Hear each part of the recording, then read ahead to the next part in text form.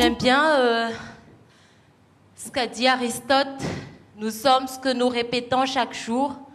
L'excellence n'est plus un acte, mais une habitude. Depuis petite, j'ai été habituée à être meilleure en classe parce que mes parents étaient très très méchants. Et ils m'obligeaient, dès que j'étais pas première à l'école, ils étaient déçus, quoi. Vous êtes peut-être étonnés, mais c'était comme ça. Donc, j'ai eu l'habitude d'être meilleure dans tout ce que je fais. Et jusqu'à ce que j'ai eu mon diplôme. C'était un grand parcours du combattant, quoi. J'avais hâte d'avoir mon bac pour quitter le foyer et gagner mon indépendance.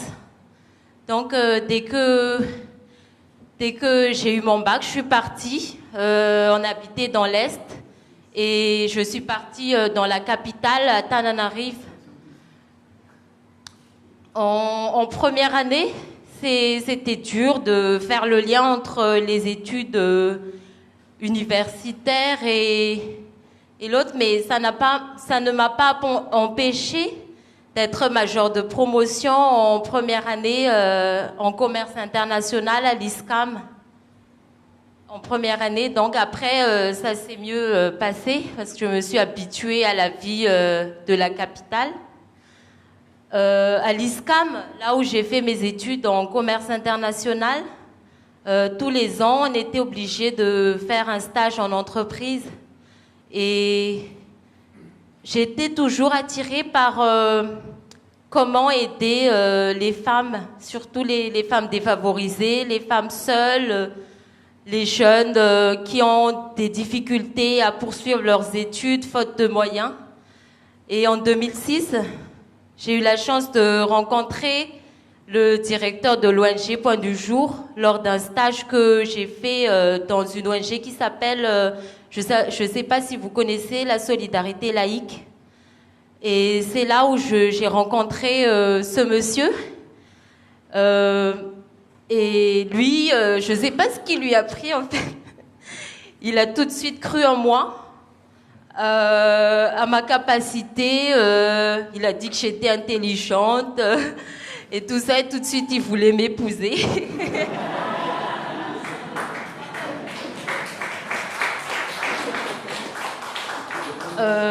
Aujourd'hui, c'est avec lui que je partage ma vie.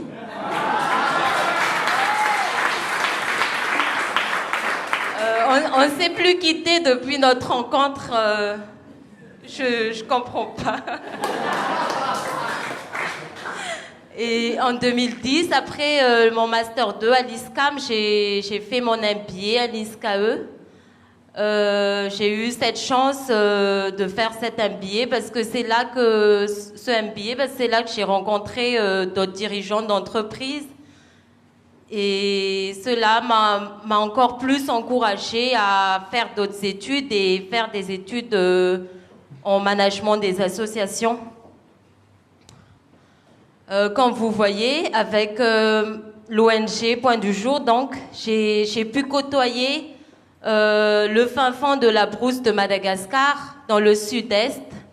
Le vieux monsieur que vous voyez devant moi, c'est le roi du village, qui n'est plus malheureusement parmi nous parce qu'il est mort en 2010, je crois. Mais il est un roi très très gentil, il est très accueillant, malgré le fait que tous les jours dans la brousse, ce n'est pas facile de trouver à manger, de gérer la vie d'un village. Il était très accueillant et ça m'a beaucoup appuyé, ça m'a donné l'envie de les soutenir, de les aider. Parce que vous savez, là-bas, c'est l'extrême pauvreté. Les enfants ne vont pas à l'école, les femmes vont au champ, mais il n'y a pas beaucoup de choses à manger. Il n'y a pas d'activité génératrice de revenus. Parce que là-bas, il n'y a pas d'entreprise, c'est pas comme en ville. Il n'y a pas de centre de soins.